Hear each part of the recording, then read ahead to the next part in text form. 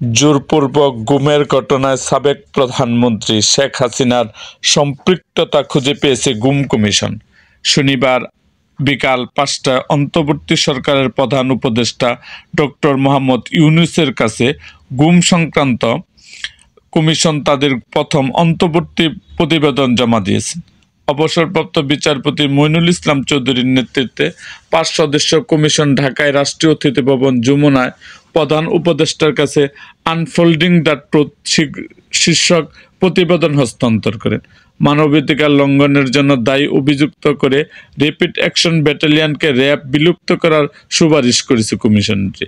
এর আগে ৫ই নভেম্বর সকালে গুম কমিশনের সম্মেলন কক্ষে এক সংবাদ সম্মেলনে কমিশনের চেয়ারম্যান বলেন, ১লা অক্টোবর পর্যন্ত ১,৬০০-র বেশি গুমের অভিযোগ পেয়েছেন গুম কমিশন। এর মধ্যে সাক্ষাৎকার নেওয়া হয়েছে ১৪০ জনের। আরও খতিয়ে দেখা হচ্ছে ৪০০ অভিযোগ। ২০০৯ সাল থেকে ২০২৪ পর্যন্ত গুমের ঘটনাগুলোর সঙ্গে পাশের দেশের কোনো সংশ্লিষ্টতা আছে কিনা তাও খতিয়ে দেখা হচ্ছে। একই সঙ্গে জিজ্ঞাসাবাদ করা হচ্ছে বিভিন্ন বাহিনীর সদস্যদের। সেদিন তিনি DGF, RAB, police, DB, CTC, সিআইডির কর্মকর্তারাও গুমের সঙ্গে সংশ্লিষ্ট ছিলেন। রাজনৈতিক কারণ ছাড়াও সরকারের সমালোচনা করায় অনেকে গুমের শিকার হয়েছেন। কমিশনটির চেয়ারম্যান জানান, অনেক জায়গায় আলামত ধ্বংসের চেষ্টা করা হচ্ছে।